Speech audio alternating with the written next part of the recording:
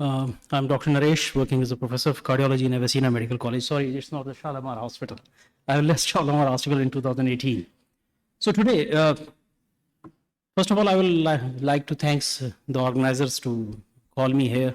I'll talk about the antiplatelets and its role and interaction with the other drugs. Okay, let's start with this. If you on your monitor someday, और आप ये news देखें तो क्या ये परेशान करती है?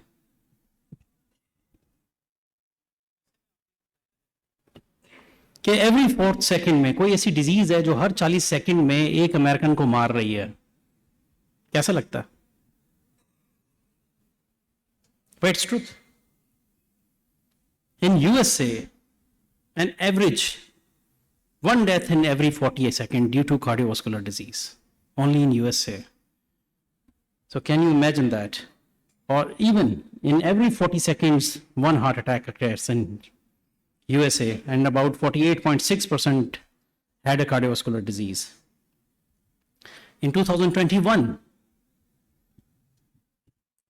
more than 9,900,000 deaths occur due to cardiovascular disease.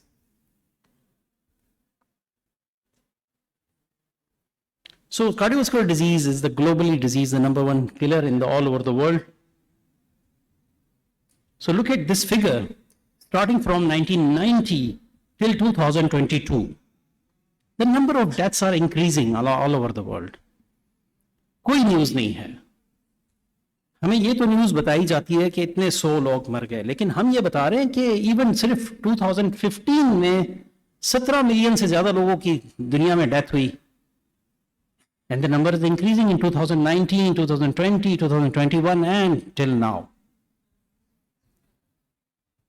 So what about our country in Pakistan? 3 lakh लोगों की से ज़्यादा की डेथ होती है हर साल. कोई न्यूज़ नहीं. More than 800 deaths per day.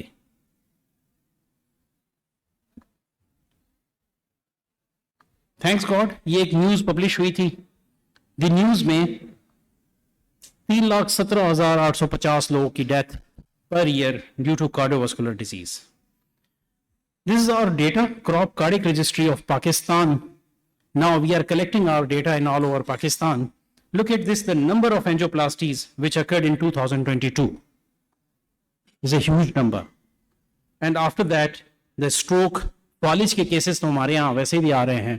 The number of stroke in all the world from 2020 to 2030, which is depicted that more than 2 million in 1990 till 3.3 million in 2019, and now it's expected to increase by 5 million by 2030. How to treat? आपने सब ने देखा होगा कि ischaemic heart disease के patient अगर आप PIC में ले जाएं या किसी भी सेंटर में ले जाएं तो वहां पे एक डिस्प्रिन, 4 क्लोपिडोग्रिल और हेपरिन, यही ट्रीटमेंट है. और उसके बाद जो भी पेशेंट इस्केमिक हार्ट डिजीज के जिनकी एंजियोप्लास्टी हो चुकी है, जिन्हें फालिज हुआ था, इस्केमिक स्ट्रोक हुआ था, वो सारे क्लोपिडोग्रिल ले रहे हैं. तो that antiplatelet and antithrombotic leads to substantial improvement in clinical outcomes. But there is an issue with GI bleed. अक्सर लोग आपको ये कंप्लेन करते मिलेंगे कि डॉक्टर साहब काले रंग के पखाने आते हैं, डॉक्टर साहब हीमोग्लोबिन कम होने लग गई है, धब्बे पड़ने लग गए हैं जिस्म पे. ये पेशेंट आते हैं, अक्सर आते हैं, गम से ब्लीडिंग होने, सुबह उठता हूं गम्स में ब्लीडिंग हो रही होती है, बलगम में खून आना शुरू हुआ है. What to do? क्या करें? एंटीप्लेटलेट रोकें तो स्टंट्स बंद होते हैं, एंटीप्लेटलेट रोकें तो फिर स्ट्रोक होगा. So what we do? So GI bleed in cardiac patient. So what we do in these patients, we know the GI bleed leads to increased morbidity in these patients. So this is the figure from cardiac registry of Pakistan in which ये angioplasty जिनमें हुई थी, जिन्हें हम antiplatelet दे रहे थे, उनमें कितने % में GI bleed हुआ, पाकिस्तान का data.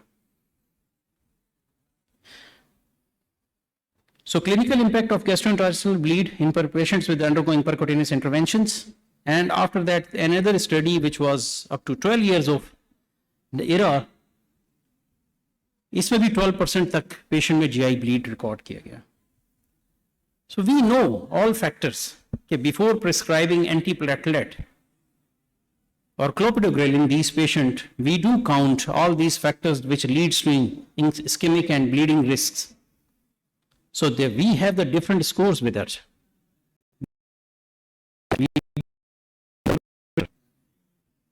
It is indicated to reduce GI bleed, but which one? The PPI has shown to reduce GI bleed in cardiac patients on antiplatelets.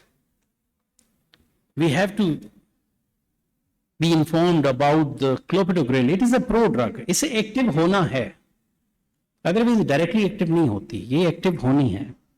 आप देंगे लिवर में जाके ये एक्टिव होगी. It is a pro-drug which should be activated before its antiplatelet action. Look at this figure. The cytochrome enzyme by itself, which is causing its activation by 2C19. But there are certain PPIs which causes interaction with this activation of antiplatelet drug, which is by omeprazole. Remember one thing, if we are giving clopidogrel to someone and prescribing omeprazole with it, we are reducing its effects. Clopidogrel के effects कम होंगे. आपने अक्सर सुना होगा, doctor साहब मेरे चचा ने तो स्टंट डलवाया था, उनका स्टंट बिल्कुल ठीक चल रहा है, मेरा स्टंट क्यों बंद हुआ? कहीं आपने स्टंट सही तो नहीं डाला. तो अब हम कहते हैं ओके, स्टंट को भी देख लेते हैं, लेकिन साथ में हम आपकी मेडिसिन तो देख लें कि आपको और क्या ले रहे हैं.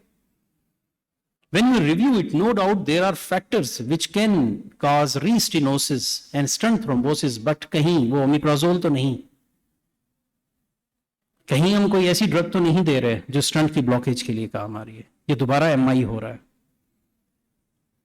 तो omeprazole reduces effects of the clopidogrel and its availability. So it's a double-edged sword. क्या करें, ट्रीट करें ना करें, जीआई ब्लीड को रहने दें या क्लोपिडोग्रिल बंद कर दें.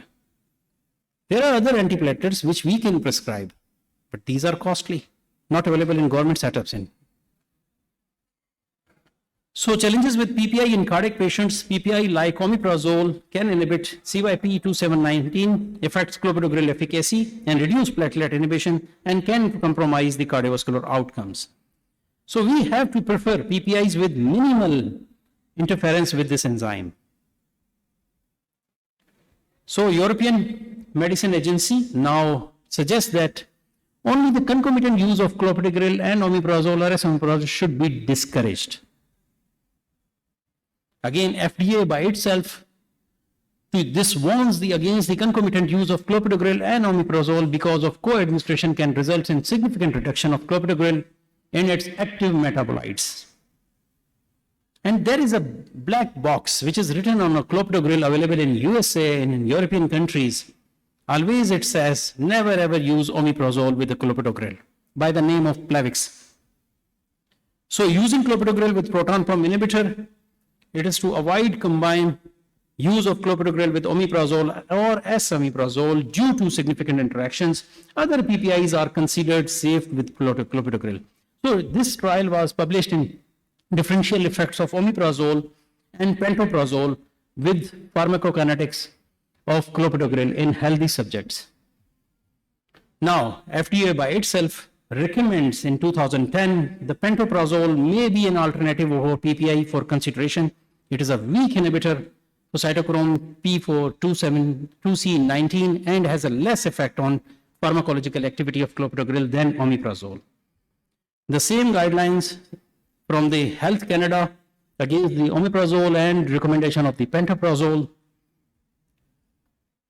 And these are the regulatory authorities in all over the world, from the European Medicine Agency, Canadian guidelines, and FDA by itself. Unfortunately, we don't have our guidelines to inhibit and to prohibit the omeprazole. We do follow their guidelines. So, the last message is the think before you act. For our physicians, for our cardiologists, whenever we see a patient taking clopidogrel or we are prescribing clopidogrel, and if it is needed to prescribe PPI in these patients, which one should be chosen? Whether it should be omeprazole or a pantoprazole.